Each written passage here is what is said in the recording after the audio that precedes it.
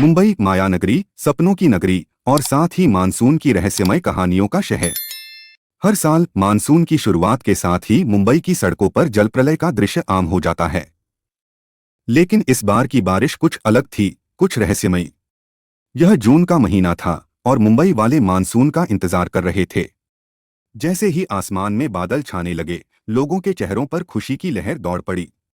पहले कुछ हल्की फुहारें पड़ी और फिर अचानक से बारिश का प्रकोप शुरू हो गया। पहले ही दिन मुंबई के कई इलाकों में जलभराव हो गया। लेकिन ये तो हर साल की बात थी, असली कहानी तो अभी शुरू होनी थी। जुलाई के पहले हफ्ते में एक अजीबोगरीब घटना घटी।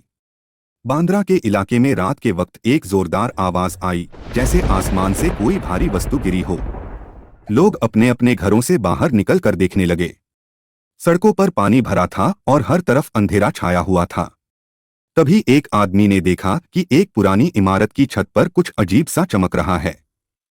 उस रात बारिश और भी तेज हो गई।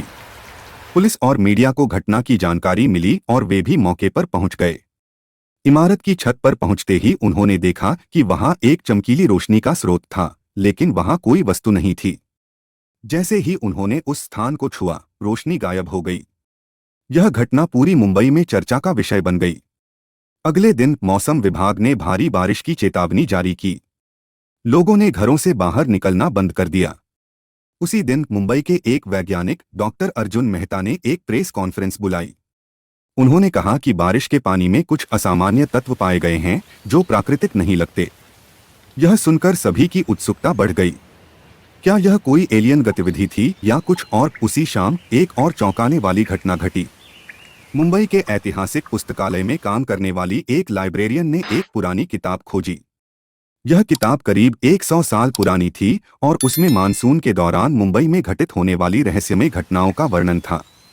किताब में लिखा था कि हर 100 साल में एक बार बारिश के साथ साथ कुछ रहस्यमय घटनाएं भी होती हैं जो प्राकृतिक नहीं होती। डॉक्टर अर्जुन मेहता और उनकी टीम ने उस किताब के आधार पर खोजबीन शुरू की। उन्होंने पाया कि पिछले 100 सालों में हर बार जब बारिश के पानी में असामान्य तत्व पाए गए तो कुछ अजीब घटनाएं भी घटी थीं। ये तत्व न केवल मुंबई के पानी में बल्कि आसपास के समुद्री क्षेत्रों में भी पाए गए थे। फिर से बांद्रा की उसी पुरानी इमारत का जिक्र हुआ जहां पहले घटना घटी थी।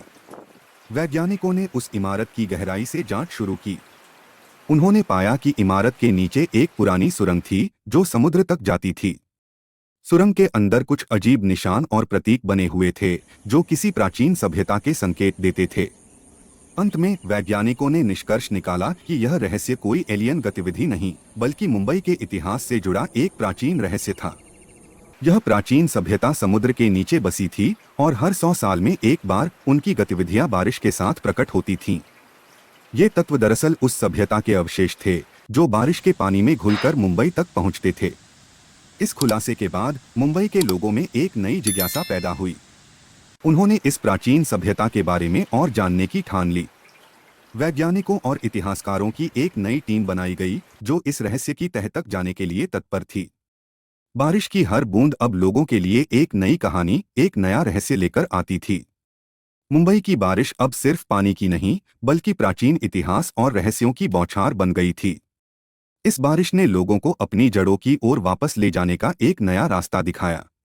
और इस तरह मानसून की हर बूंद में अब एक नई कहानी छुपी होती थी जो समय के साथ साथ सामने आती रही।